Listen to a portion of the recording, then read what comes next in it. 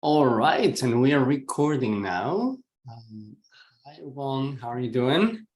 I'm doing good. How you doing, Nero? Good. So ready for this. I'm doing like one lunch and learn every other month or so, but it's always a day that I look forward to. So thank you so much for being here. Likewise, I'm happy to be here. I see people already joining. We had a lot of people registered today. Like I think there were like 1,000 people. Of course, not Oh, everybody joins at the end. I see 75 people so far. In any case, we will start officially in a couple of minutes. In the meantime, yes, I was about to say you can say hi in the chat because it's a webinar and not a regular meeting. You can't talk and we can't see you, but you can definitely say hi in the chat and share which country you're joining from. I'm joining from Spain as usual. Von, where are you today? Nigeria. In Nigeria. Awesome. We're going to be talking about Nigeria today for sure. Hi, Jackie. It's good to see you. Okay, Jackie's more of an observer today. All good. Okay. All right. I see people from, oh my God, so many places like Romania, a lot of people from Nigeria for sure. We're going to talk about Nigeria today. Libya, South Africa, and Colombia, Ecuador, Afghanistan, the Gambia, nice. South Africa, Colombia, Bangladesh, Cameroon, Mexico, Pakistan, Reza, Uganda, Dubai, Tanzania. All right, Turkey. Some people are asking, how can I unmute my, mute your mic. You don't need to mute your microphones because unless we tell you, hey, that you can speak, there is no way for you to speak, so don't worry about it. Madagascar, Gambia, terrific. Romania, Japan, hey, there we go. Egypt, Zimbabwe, El Salvador, hello. I don't know if you know, my wife is from El Salvador. I'm really close to that beautiful place. Oh, that's great. Yeah, Yemen. All right. Okay. Perfect. So, by the way, at any point you can just say whatever you want in the chat, as long as it's a respectful thing to say, a professional thing to say. But if you want to ask Ubong any question or me any question, but today it's about Ubong, not about me. If you want to ask him any questions, put it in the Q&A. Okay, don't put it in the chat because we will miss those questions. Put them in the Q&A and we will try to answer questions as they come while we're talking, okay? I always say this, there are no bad questions as long as they come from a place of curiosity and, and respect. So anything that you want to know, please ask it and, we'll do our best to answer them all. All right, I think we're ready to start. And so, Ubong, I'll introduce you a little bit, but then I'll let you do the rest. I'm just here to like kind of facilitate, but it's all about you. You are the star. And I'll say this one more time, and I'm super grateful for you making the time. You are a busy professional, and I really appreciate that you said, hey, yes, I want to show up there. It's not important to Micro, it's important, I think, for all the people who are here today listening, that I think will be very inspired by your story. And then we always publish this Lunch and Learns in YouTube, which means a lot of other people watch them later. And I'm sure a lot of them will be impacted by your journey. So without much further ado, let me introduce you all to Ubong George eTalk. We're talking about it, why going with the second name George in the announcement of the Lunch and Learn.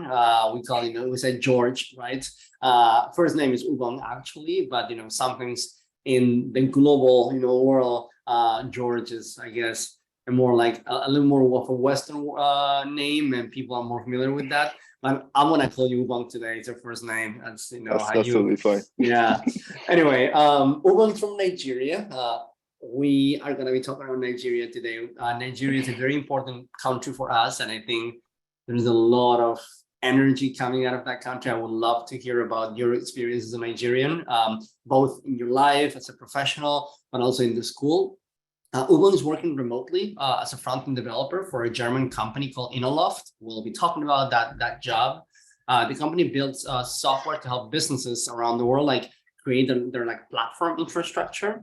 And before Microverse, Ubong was working as an aircraft engineer. We're going to talk about that as well for sure, at one of the world's leading offshore oil and gas transportation providers. I really can't wait for all of you to learn more about Ubong's journey. So without much further ado, Ubong, tell us a little bit about yourself. What were you doing before joining Microverse? Okay, so as you rightly mentioned, I was an aircraft engineer. It's something I had always wanted to do. So I worked at some really large companies. I used to fix helicopters for some 3.5 years. So it was more of a technical manual work that I had to do each day. But on the other hand, even with those kinds of things that I did, I still had some access to software technologies within those equipments, within those machineries, and I sort of also just had this eagerness, this enthusiasm to sort of understand what goes on behind just the visual aspect. So I would say that that gave me like a cue to get into software development. Maybe not like a major cue, but that led me some way to it. And what was the trigger, and what was the journey to go from this job that, first of all, sounds super exciting and interesting? And It is. what was the journey like, and the decision process to say, you know what, I'm going to change my career? Right. So I towards the pandemic, just when the pandemic was about starting, I just had this doubts that like a lot of things might change economically, maybe with contract and all of that. And I wanted to not go down the drain, professionally. So I thought to myself, what could I possibly do? Even though these are difficult times, what could I do to stay afloat? And then I thought about like learning new skills and maybe advancing in my current career at the time. But then I also just thought maybe doing something different, thinking outside of the box would be the way to go. And thankfully, a colleague at work, his wife was an alum of Microverse. So I just spoke to him about it, and he said, you know what, meet my wife and discuss possibly what your options are. And I did, and she encouraged me to join Microverse, and that's all what led me to join. That's amazing. How much coding did you know before joining Microverse? Actually, none. I actually started my first lines of HTML, CSS, and JavaScript about a month and a half before I Wow. actually applied. Okay. I Yeah. think that probably answers one of the most common questions that people have is like, wait, but how much experience do I need to have? Because, it sounds like every job out there, it's, you need to be a senior software engineer with a computer science degree. And you had the aircraft engineering, background, which always helps, right? It helps you set yourself with an image that you are a professional coming from like a, complex environment. But I think, not knowing how to code, that's definitely not the excuse. That's what Microverse is here for. So again, we'll talk about that. But how did you prepare? We required for people to pass some coding challenges. How did you go from not knowing nothing a month and a half before Microverse to knowing enough to be able to at least get into Microverse? Right. So what I did was I thought about it strategically. I didn't want to just go about it because I was scared of failing. This was my career on the line. I could either succeed or just fail drastically. So I went about it I got some books on JavaScript and HTML and CSS. And then I just like skip through these books, like try to learn the most important aspects that I needed to know. And then I also did some HackerRank as well. And I also joined some of the practice sessions before even applying. So Awesome. yeah, I got like some sort of preparation, and I would spend quite some time each day, a couple of hours each day, in the weeks that led to actually applying and writing the challenges. How easy were the challenges, the three coding challenges of the admissions process with the practice that you have gotten before them? I wouldn't say too easy because then that wouldn't be that wouldn't make sense. But it was definitely not too difficult. It was like, okay, I understand the concepts behind this, even though I haven't seen this particular question before, but I know how to think about solving this. And yeah, I was able to get through it. Well, why Microverse? I mean, there are boot camps, there are online courses, there's a lot of free material out there. What were the reasons that made you decide to go with Microverse? Well, a lot of the boot camps out there, they have like different processes, different structures, but the Microverse's structure is really unique because of the way it's set up. The Microverse just offers to train you and make sure that you are in a perfectly good position to get a job before they actually then start earning from your hard work. So I felt like that was a good thing, because then that means that they must be committed to my success, right? For them then to invest in me. So, and the second reason was that, as I already mentioned, I knew an alum of Microverse, and she had finished, she got a job, she was getting really a really good job, she was getting paid well. And I thought about it and I said, well, if she went through this part, there's no need for me to carve out a new part for myself. Let me just go through the process. That's why I put so much emphasis on highlighting things like, okay, Ubong, you didn't know anything about coding before Microverse, like, very little, because it's important that people realize that it's just normal, regular human beings who are going through the program and getting great jobs, right? Like, you don't need to be a superhuman. You don't need to have a lot of experience. It's about hard work, right? It's about determination and hard work. So like, let me ask you a few things about your experience in the program. First of all, like, what was the now that you are in a job, you're working remotely, what was the most important, or the two, maybe three most important things that you learned at Microverse that are helping you today as a professional? Well, I think the one that comes at the very top of the list is that the way Microverse is structured, you don't have like any teachers that are overbearing on your shoulders to guide you around. So you have to do some work trying to get some knowledge for yourself when you're stuck.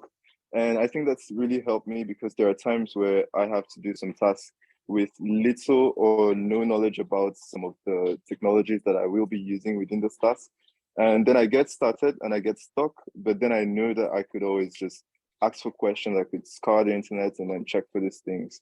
And when you do that, when you're able to do that, it also helps you to come off as resourceful, and not just always depending on a senior for help every time. So that's the first thing. The second thing that I also appreciated at Microverse was, which has helped me as well, is all the other aspects about my professional, what I put out professionally. So like my social media, my profiles, my LinkedIn.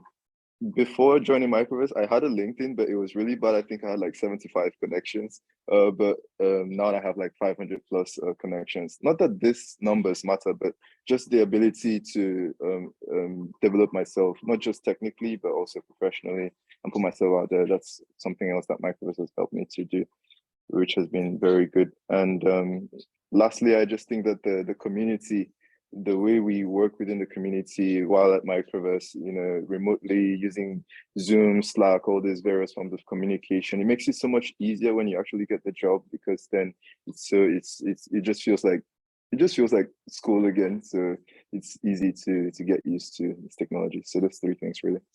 I always say that the best compliment we get is exactly that one. Is I go to a job and it just feels like another day in the school.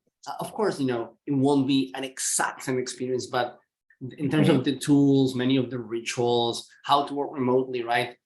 Traditionally, education has been very disconnected from the actual professional world, right? And then like we feel like we're not prepared, and then it's really hard. And in a remote world where you don't get so much hand holding from a manager in the team because you're not in the same office, like that capacity to feel like, hey, yes, I'm working from home right now, but I already know how to do that because I've been doing this at Microverse before. Like that always makes me realize, okay, the design of the school, it's how it's supposed to be. It's working as it's supposed to be working. That's amazing. Now, I'm pretty sure, I haven't even asked you this in advance, but almost every person I talk to and I say, hey, how easy, how hard was Microverse? Everybody tells me like, even if it was easy at some point, there were moments that were really hard. What was the hardest moment and the hardest thing for you in your journey at Microverse? Uh, Actually, the technical bits were not so easy because there were new things to me coming from my background. But those weren't the hardest parts. The hardest part was the time between my technical curriculum and actually landing a job. That was like the most challenging parts for me. But within the technical curriculum, I had some challenges. But I would say that I was lucky to have like a really great structure around my team. So members of my stand-up team were really great. We even stay in touch till today, most of us. So there were cases where even in the new modules where I was really scared about, like, for example, Rails, where I had some concerns, this was new. I had this one person who, each time that I was done and ready to move on, and maybe there weren't any partners, he was also ready. So what usually happened was that at the end of the day, we would go through it together. So we went through it together for some 3 weeks extra than we were supposed to, and that really just helped us to get better. So maybe not everybody's that lucky, but yeah, that was good for me. It's our job to make sure that everybody is as lucky as you were. I think that we still have a lot of hard work to do so that everybody has consistently this great collaborative experience where you always find support and care and connection with the other people, and connection that lasts, for the rest of your life. But we are seeing this consistently. I think most of the launch and learns that we do, a common theme is the person telling me, yes, and I'm still in touch with my stand-up team members. I think that's always a great sign that, the experience was exactly what it was supposed to be. I still think we need to do much better at that. But yeah, our goal is that everybody has that type of experience. And I'm glad that you did that. I mean, I'm not surprised that things went well. Although you mentioned that the process of getting the job was the hardest part. So let's talk about that. I know most of the people, I always say, the only thing that matters is students getting jobs, right? That's the only thing that really matters. Everything else revolves around that. So you started the program, I have some of the data. You started the program in January of 2021, so January of last year. You completed the program in August, so that was like around like 8 months, 9 months, maybe. Perfect. 8 months. And then you were looking for a job, and you started the job in May of this year. So it took like 6 months for you to land a job, right? Right. Perfect. Tell us about those 6 months of, I'm sure, intense, hard ups and downs in this job searching, process. How did it go for you? Absolutely. Okay, so after the interview prep, I was really fired up and ready to go out there and put myself out. But the world doesn't always work that way. It's not just how fired up you are. The opportunities, there are many, but you also do get like a lot of rejections. I had like, there was this one month where I had an interview every week of the month, and then I also just got rejected in all those cases. So it was a lot to deal with mentally. But then I also just realized that instead of having like a distributed focus, it would be better for me to just pick out what I actually wanted to do, what I liked the most, what I was more comfortable with. So for me, that was the front end. I love React and JavaScript. So I thought, even though I know a bit of Rails, how about I just focus in front end? And so I started building my portfolio again, because even though I know that I am good at React and JavaScript, my possible employer doesn't know that until I give him something to look at. So I had to spend some time rebuilding my entire portfolio again. It was really good at the time, and then I put out some things on GitHub as well, and then I started looking for jobs, not just by going through maybe the common mediums. I had to like join some Slack channels where I got to interact with people. I also spoke to some alums of Microverse who were working, and I also did like, when I did use the searches on LinkedIn, I would be doing like this really stressful dedicated filtering where like I filter through different categories just to look at opportunities where most people may not find. So each time that I felt like I was making progress, even though there were some weeks where I wouldn't get any interviews at all scheduled, but I just felt like with what I was building and the things I was learning while going through the process, I just felt better and better every day and committed to actually going forward. So that's What, what helped me. how did you find the support or the strength to go through these ups and downs and these weeks without interviews and the rejections that you were getting? Right. I got a lot of support as well because most people that I know from Microverse, they had maybe one or two coaches, but because I spent such a long time, I actually got to have four coaches, and I'm very grateful for all four of them. Each one of them drilled me in a specific area. I had a coach who helped me to build my professional profile, so those were really good. I had another coach who helped me to be very grounded technically. He gave me like a bird's eye overview of what software engineering is all about. And then I had another coach, although briefly, but she told me that she had people who were aircraft engineers who she helped to get jobs. So that encouraged me and pushed me to go forward. And then my last coach, it was really different because then I thought I could write. I thought I was a good writer, but then this coach, he asked me to share with him some of my application materials. And then I did. And then he went through and he said, well, you can do much better than this. And I just looked at them and I wondered, what could be better than this? But then I followed through with what he said, and how to really apply and nail the sort of words that employers are looking for in applications. So put together, I got like a lot of support from my coach, from my coaches. And I think that's something that students can really use more. Instead of just going through the difficulties alone, there is a support system at Microverse. Use it as much as possible. Be that those meetings, share your concerns, share the failures, the rejections. The coaches are there to help you, and it gets easier to go through the time. It's music to my ears that you felt so supported in so many different ways.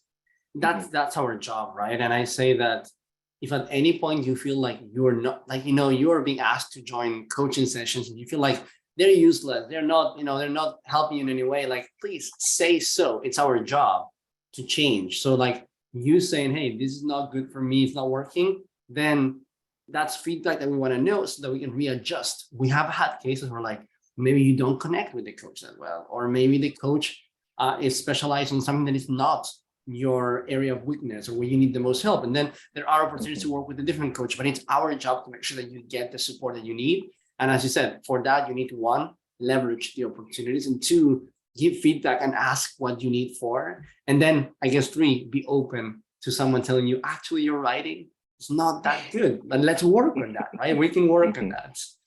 We're actually right now designing some new features, let's call it, of the product, so that people can have more personalized like journeys while going through the program. We are starting with job searchers. Eventually we'll bring this to the entire program so that you can choose and you can focus more on those areas where either you think that you're really good and you want to double down, or areas where you think that you're weak and you think that if you improve that, it will balance you. So absolutely. And it's funny, I see messages here and there from a lot of people from Nigeria saying, oh, that's amazing, super inspiring.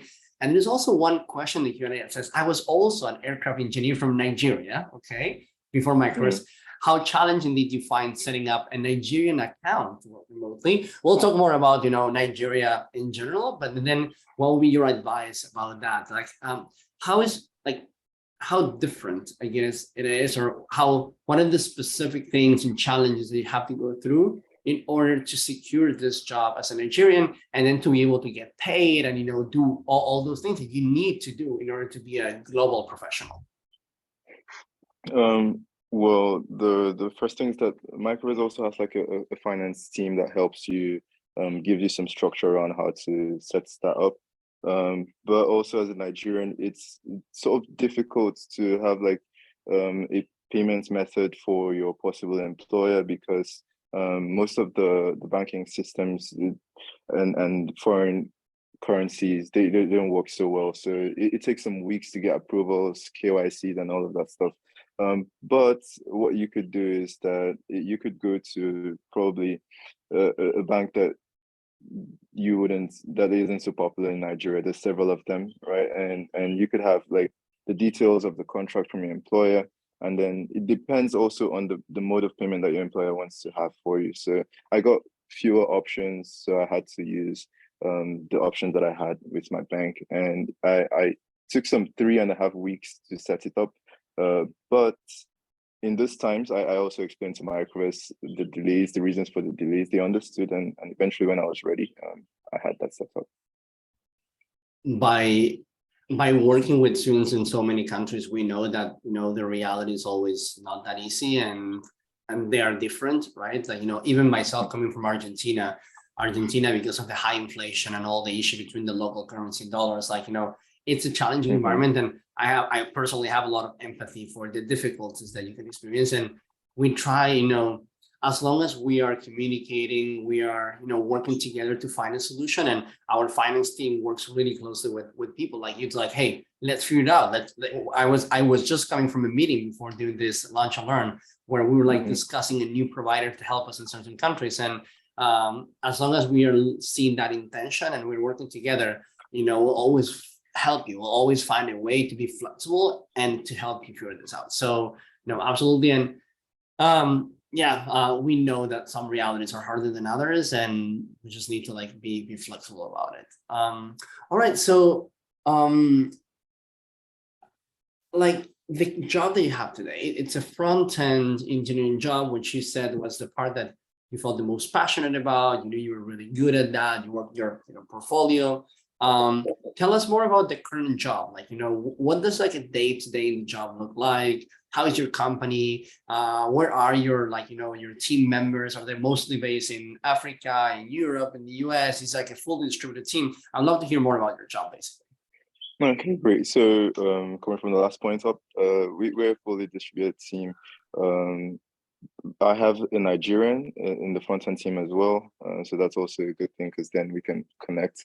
But there's also people scattered in other parts of the world. We have some people in Sri Lanka. We have some people in other parts of Eastern Europe as well.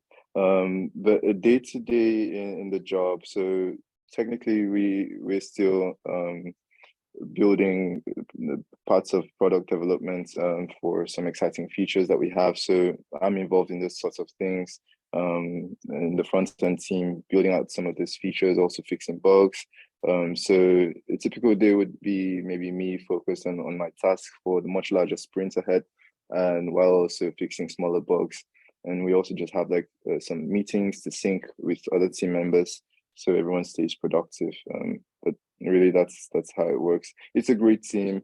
Even though we have front-end team, back-end team, and various other roles, we do have where we feel very connected. We have gaming nights where we all come together, and so that's really good as well. That's super cool when you feel like you're treated like an equal compared to the rest of the team. You're all playing from the same advantage point, where you feel like the company is not just trying to get you to do work, but also trying to get you to connect with other team members. That's always a very positive sign that it's a healthy environment, and not just it's just a place that wants you to work like a machine, just producing lines of codes, which life is too short to just do that.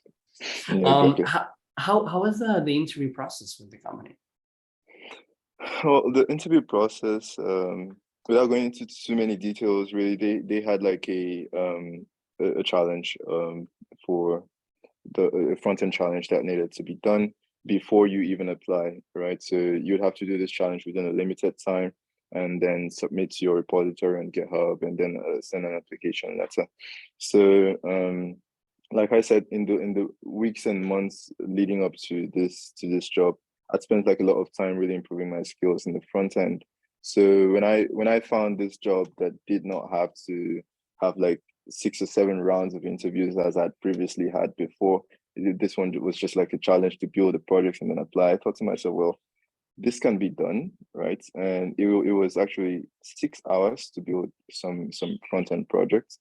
So I thought to myself, well, I can do this in 6 hours. So I just went for it, and I think I ended up doing it in 6 hours and 13 minutes, but I went for it, and I still applied regardless. So yeah, when I got through that first round, the second round was mostly reviewing the project and what I could have done better, what I did, my technical decisions there, why I chose to use some Who did technologies. you do that with? With another developer, with the engineering manager, The CTO, CTO?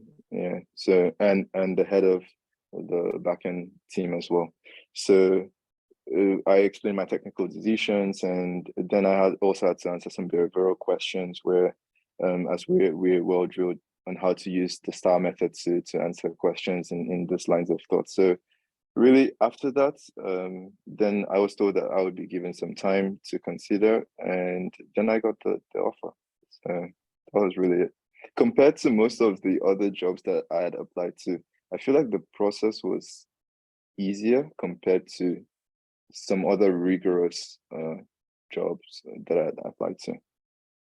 Some processes are, yeah, unnecessarily complex, either complex in terms of like how many steps and how long it takes, or because they create challenges and stuff that are like, completely unnecessary and irrelevant for the job. But, sometimes you find a company that really focuses on the right things. And I think, the second interview that you had were like, you took your project and then you worked together with the other two people on, looking at where you could have improved. And I think that as an employer, what I was looking for there is like, is this person open to feedback? Is this person not just willing, but eager to learn from this experience and get better, right? Because if you can hire for that, and if you can show that you have the quality, then you're going to be unstoppable, because whatever you are today, whatever you know today, it's just the starting point. But with that growth mindset, you have a lot to learn, and you will benefit from any opportunity that you're given. I mean, that's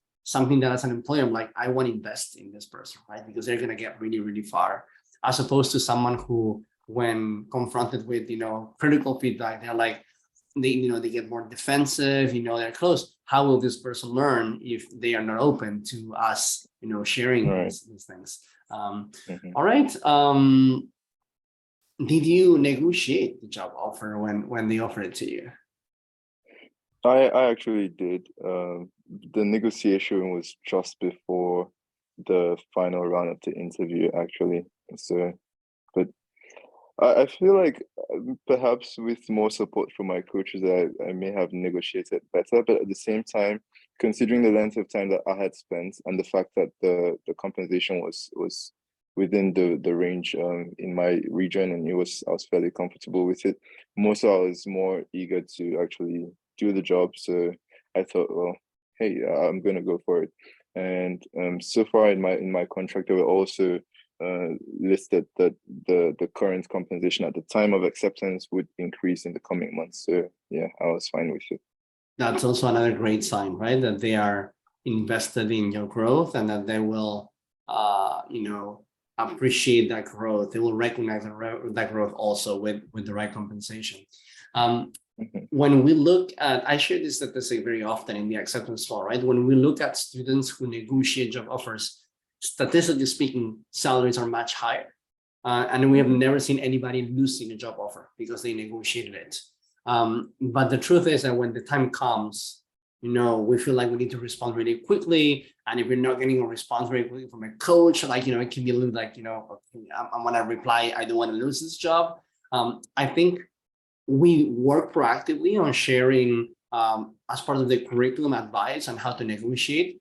But it's one of the things like coaching can be very influential. And we're working on facilitating how do we make it more obvious for people, for students, to get an immediate response. And now we have, this coach that is always on call. There's always a person that, even if it's not great. Your main coach, it's always on call. Of course, I don't think we have perfected, from a UX point of view, how to make it super obvious how to get, and you might still message your assigned coach and that person might be sleeping. So it might take some hours, or maybe that person is on vacation and it takes like a couple of days, which that's why we have the on call. But I'll take your, implicit feedback as an opportunity to make sure that, we are doing that better.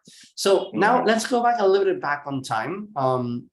And, you were like, not experiencing coding before joining Microverse. You got, you prepared a little bit for the coding challenges. They were not easy, but you were able to do them. Someone was asking here, like, HackerRank, the challenges, like, can be a little bit intimidating for someone who doesn't have a tech background. How do I go around it? Like, I really want to do this with Microverse, how do you psychologically and practically like, confront this, difficult environment? Well, okay.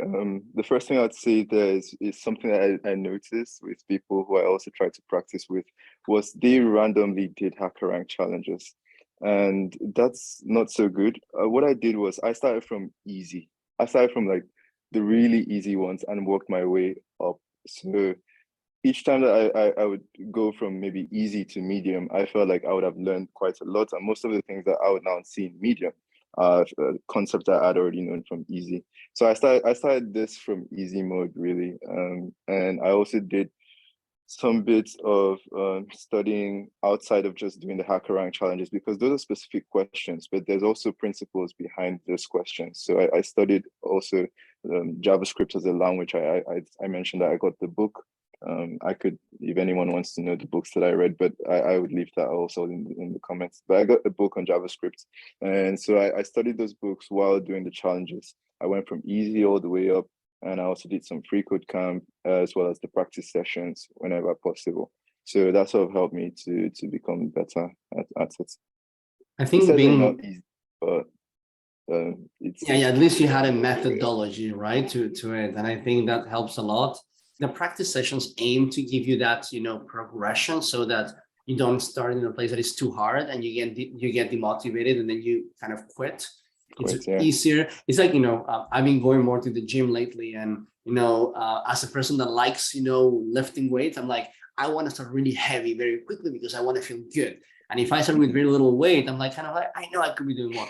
That's okay. You start very, very light on the weight so that you can focus on the shape, on the form, the technique, so that when you get to heavy weights, you have good foundations, right? So that you don't hurt yourself. It's the same thing with coding, right? It's like, sort of easy. You focus on the foundations, on really understanding what you're doing, instead of like just, copy pasting code and running it many times to see if one of them, passes all the tests.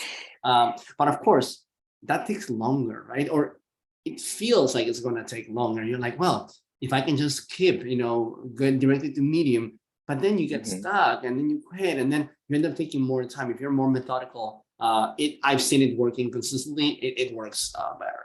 But was there any point during the admissions, during the program, during job search, maybe even today, where you felt like, maybe I'm not good enough for this? The famous imposter syndrome. the famous imposter syndrome. Well, at any given point in time, with almost anything in life, you will at some point feel, what if I'm not really good at this? The way forward is to always look back at the challenges you've overcome, and then just take it easy, and just go from there. I've always, even to date, there are some tasks that I do, some things that, when I look back at the projects that I've built and maybe the things I've done in the last few months, I've always thought, wow, I really did that. But at the time that they were assigned to me, I probably just looked at them and I wondered if I could really do this very well. So you always have that feeling. There'll always be some confusion.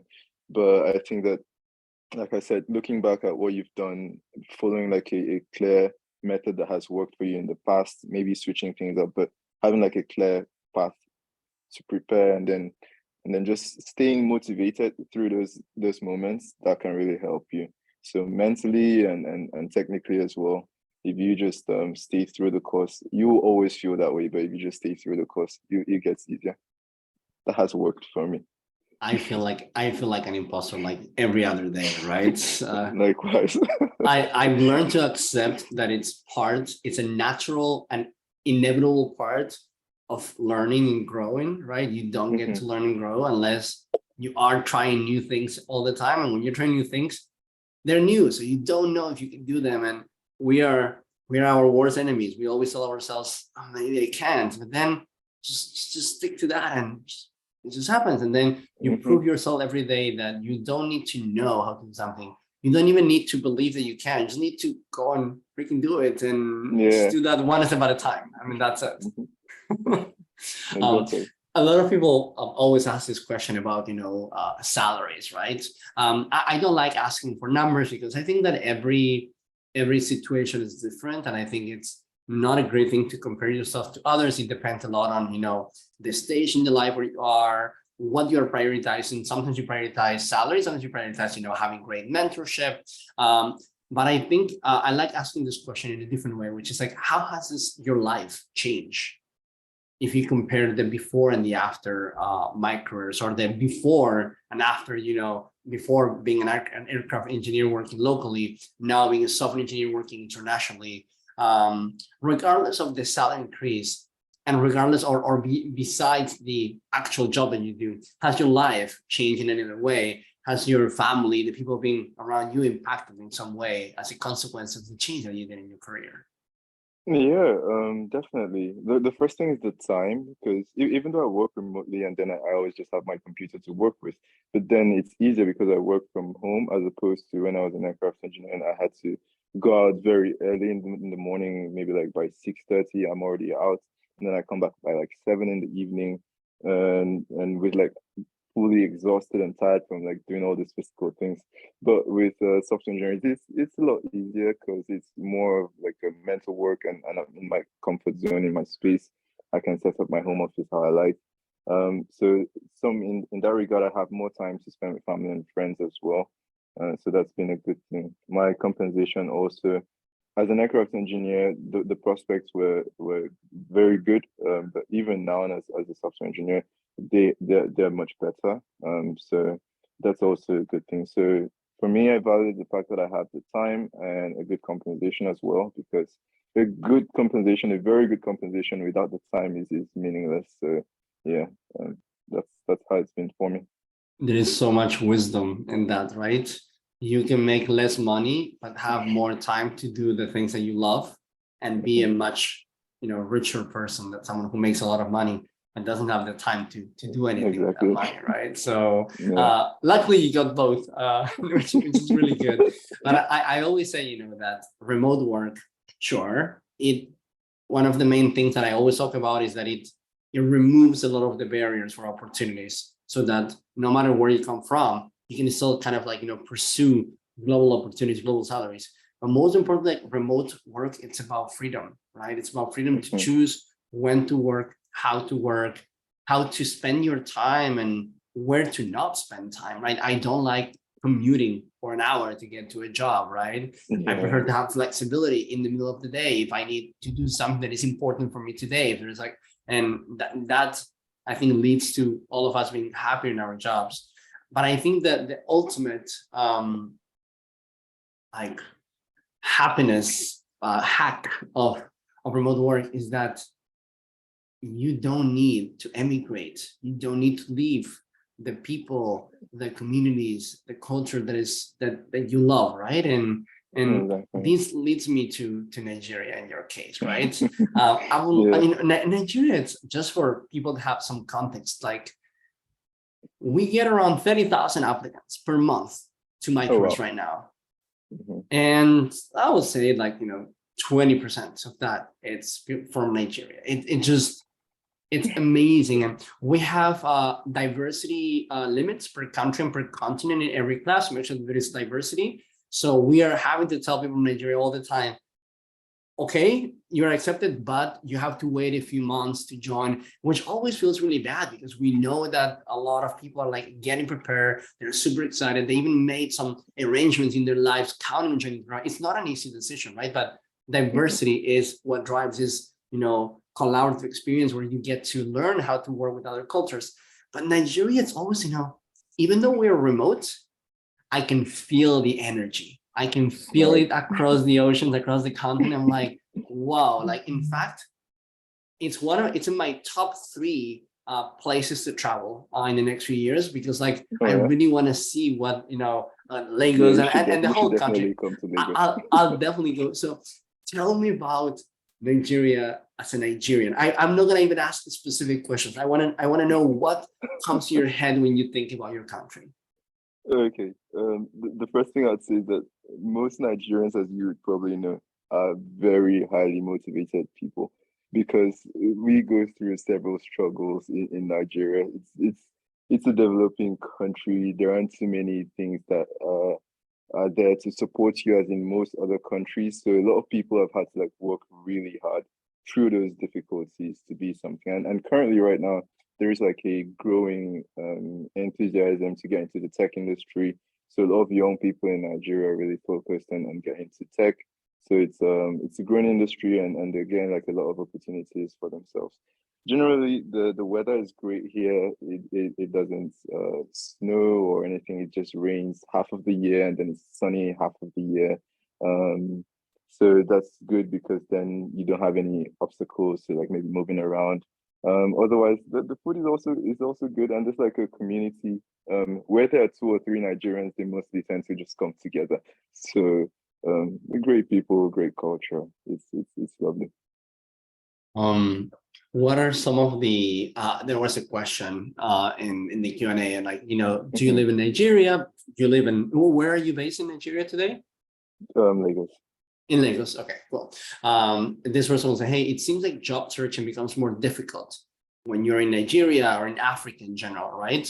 How was your experience when you compare maybe to some of the peers at Microverse from other parts of the world? How was your subjective perception of this reality? Well, there were three or four, 3 jobs where I'd gotten through the application rounds, and then they just asked, "Where are you based?" And I said Nigeria, and they say, "Oh, well, sadly, we can't employ you because we would like someone in Europe. It's easier to just process a work permit." So there are challenges like that, but at the same time, I also had people from my stand-up team, like my closest friend from the stand-up team, Miguel. He's from Argentina. So Argentina is somewhat similar to Nigeria in the kinds of struggles that we face. So he also just got a job like a few months before I did. So I just stayed motivated. I knew, well, if he was able to do that, then maybe I just need to search for other opportunities because where one door closes, another one is going to open up for you. So it's definitely challenging, but it's better to always look for jobs in places where there aren't any specific requirements like for visas or residencies. Look for jobs where there aren't such restrictions, and they're mostly in Europe and Asia as well. So you can look into those areas if you're outside of the US.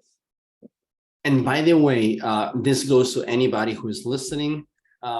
If you ever get a response from an employer that hiring you in your country, paying you in your country, it's hard, and that's why they're looking for someone based in Europe, you can tell them that your community, the organizers of your community, Microverse, they can help acting as intermediaries or facilitating the process of you getting paid, so that we have a lot of documentation and guidance that we use internally. We have many team members of Microverse as a company based in Africa, and we have team members in 25 countries. So we had to learn how to make sure that we can pay people all around the world, so we can help your employer, your potential employer, pay you. You can always reach out to the finance team or to your coach and say, hey, I have this employer telling me this. I want to reply to them, kind of making it easy for them. Can you help me with this? And we can facilitate that conversation, right? We can either give you material to share with your employer, or we can even join the conversation with the employer and work directly with them to facilitate the process. So that's something super important. And then when you look, at the qualitative side of things, we hear it all the time. There is a lot of racism in the world. There are a lot of biases in the world, right? And there are many things in life that make my life as a white privileged dude feel like I'm playing the video game of life in the the easiest mode, and other people who are playing it in hardcore mode, right? Being a transgender woman in Nigeria trying to get a job for an American company is really like a million times harder than for me as a white person based in Europe. So that means that yes, it will be harder. Yes, the reality is that salaries might be even lower, it'll take you longer. And is that fair? Absolutely not, right? But it doesn't mean that you can't. It just means that you're gonna have to work harder. But our vision and our hope, our dream is that instead of trying to just expect the rest to change out of nowhere, is that we can have a lot of like, infiltrated, diversity in all these companies so that we can change them from within, right? Yes, it's going to take harder. It's going to be harder. But if we can start getting a lot of our diverse population into many companies worldwide, then from within, you can connect with people that maybe they had no bad intentions, but they were not even aware of their biases or their prejudices. And you can then go and, as a team member, right, share these things with them, give them feedback, offer ways of dealing with, maybe some of the actual difficulties of hiring someone internationally. Because at the end of the day, we're missing out on big opportunities because of this. And I truly think that what we're trying to do is building a bridge where we're bringing, I'm using this in marketing terms, like we're bringing the skills of Silicon Valley to the rest of the world, so that then we can connect the rest of the world to Silicon Valley and all this tech industry, but in a way that doesn't require immigration, in a way that doesn't require kind of like sacrificing, letting go of what's important to you, your culture, your background. So I know this doesn't make it any easier, but I really hope that it gives hope that it's happening all the time. Yes, when we look at the statistics, a salary from, let's say someone from France, on average, will from a Microverse student will be higher than a student from Nigeria. Yes, that is a reality. But we're still getting students from Nigeria consistently in jobs that are much higher than local salaries. And then those people are joining these organizations. They're changing the organizations from within. It's going to take a long time to see the impact of this at scale, but I really hope, like, what else can we be doing? Knowing what you know, because you have felt all of this on your own, flesh, and knowing what you know about your own community, your own people, and the limitations, the differences, the struggles, everything. What can companies out there, what can Microverse do so that we also take responsibility? What can we be doing differently so that we can help build this bridge between the different parts of the world? That's a really good question. I think that the as you mentioned, Microverse could focus on the specific struggles from people from this part, as you've highlighted, and then looking into the struggles, look at areas where the struggles are less felt. So maybe companies in regions where there are less restrictions to things like maybe migration, and looking at places that, for example, like although the salaries are lower there, but places like in Asia and some parts of Europe, where it's a lot easier to get into than the United States, where there's like several things that come in between. And also just the structure for the job search, offering extra personalization there to some of the students, especially maybe leaning towards those people from those backgrounds. There is a concrete structure already, but there's always just room for improvements regardless. So look at how to make it easier for people from those places to be exceptional, right? Because even though you are applying for a job, there's probably like tens and thousands of people applying for the same job. So what could make this one disadvantaged person get the job over a more privileged person? Microverse will be looking at how to provide that structure during the months for the job search. So, yeah. Thank you for sharing that. We're always working on new things and improving, and we'll definitely take this feedback, to our hearts and make the most out of it. All right, I'm looking. We have still a lot of questions in the Q&A that we won't get to answer them all. Let me take a look. This is an interesting one. It's not about your salary, but it's about salary expectations. What do you think someone who is, regardless of Microverse, someone who is trying to get a better job with a better salary by going internationally, by going remotely, how do I think in terms of my salary expectations, right? How do I know how much money I should expect to make? I think that the first thing to do would be to be very honest and practical. So looking at your region, the median salary within the region that you are, assessing your current skills, and also looking at the region, the median salary where you're applying to. Somewhere in between those three lines, there is a comfortable range for you to tell the prospective employer that this is how much you would like to get paid. And most often than not, if you're honest and practical, the salary expectation will be just where it's not blowing your employer away. So I think that just being honest and practical about where you are, your current skills, and the median salary where you're applying to. I think that's such a practical approach, right? And I think sometimes our idealism plays against us and we say, well, in the US, people make $100,000 a year. I need to make $100,000. It's not going to happen. I mean, we could argue, philosophically speaking, that if we're doing the same amount of work, we should all get paid the same. There is definitely an argument for that.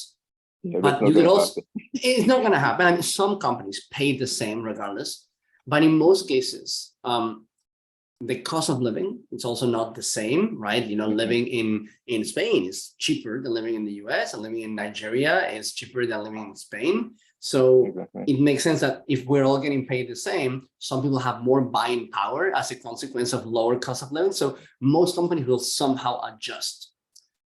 And yes, again, there's an argument against that, but also there is a case where like your salary is not $100,000 a year like in the US, but it's also not a local salary. It's somewhere in the middle, as you said.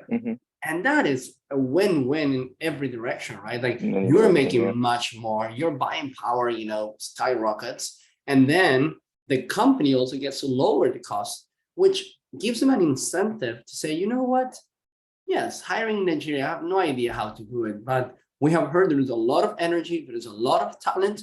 There's some challenges, but we also get to like increase our diversity and reduce our costs. It's worth trying, right? So it's a win-win. And I think, you know, companies are companies, they need to, you know, build sustainable models. Their costs are important. So learning to play with the incentives of the other parties involved and finding your way to, you know, use them again, you know, in your favor, it's the key.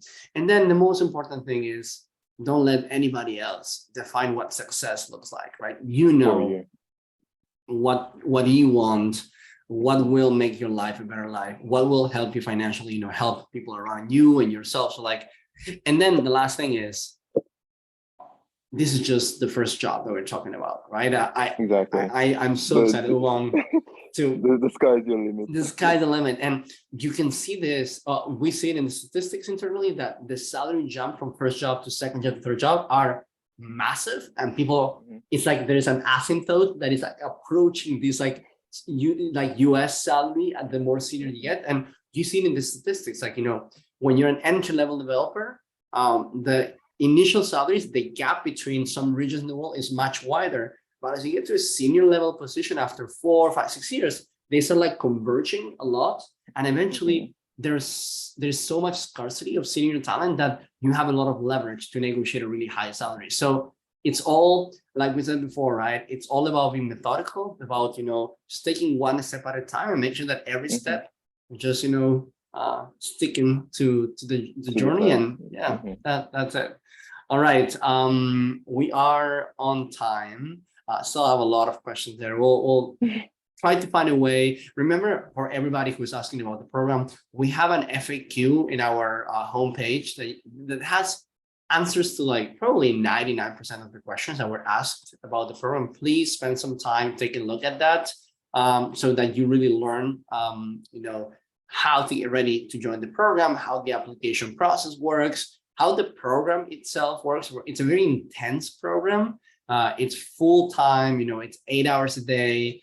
It usually takes around 7 months is the shortest amount of time that it takes to complete it. You cannot finish in less than 7 months. And that is if you don't repeat any week and any module at all. It usually will take maybe even a little bit longer. And then it will take, like, you know, it's not that rare for someone to take 6 months to get a job, right? Like, yes, many people need less time than that, but 6 months is not exceptional, right? You are trying to get these first jobs. First jobs are always the hardest ones. Once you get to a second and third one, it just becomes much easier.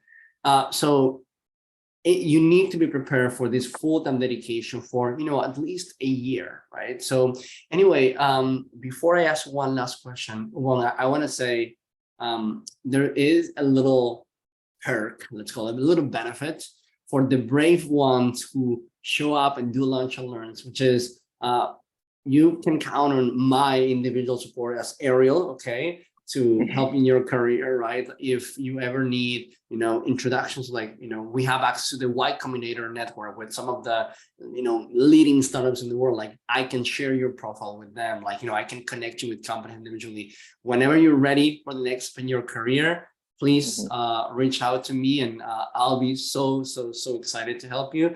Is the least that I can do for you being here, ready to inspire a lot of other people. All right. I appreciate that so much. Thank you. So to close, any last piece of advice that you'd like to give to anybody who is considering changing careers, becoming a software developer, whether that's through Microverse or not? That's not the important part. Well, I'd say to really think about it and have like a clear path set out for yourself. Plans don't always go as we think, but it's better to have a plan than to not have one at all. So just have like a really good plan, some structure around how you support yourself, and just stay motivated throughout the entire journey. Things are not so easy. The markets are different, but the reality of it is that people are still getting jobs, people are still changing careers, and they're doing so successfully. So like you said, don't let anyone define what success is for you. Just stay motivated, have a plan, and it will all work out. Awesome. Thank you so much for sharing that. Ubong, how can people get in touch with you if they want to follow your journey, if they want to ask you any questions? All right. My LinkedIn is, I'm always ready to connect with people. My LinkedIn is just Ubong Etalk. So I'm just gonna leave the. I put it in the chat already. All right, fantastic. I will come ready. Great. So that's it. You can always reach me, send a message. I'll be happy to connect. Awesome. Well, thank you so much for being here today. I really appreciate it. I always say that the more we grow, the less time I get to spend with students individually, and this lunch and learns, like, they really make my week, my month actually, because I haven't been able to do as many as I wish I could do before, like lately. So anyway, thank you so much for doing this. I hope everybody enjoyed this. We are all looking forward to following your journey. Thank you so much for inspiring us today. It's been super amazing to have you here. I appreciate it. Have a great day, Ariel. You too. Bye, everyone. Bye, everybody. Have a beautiful day.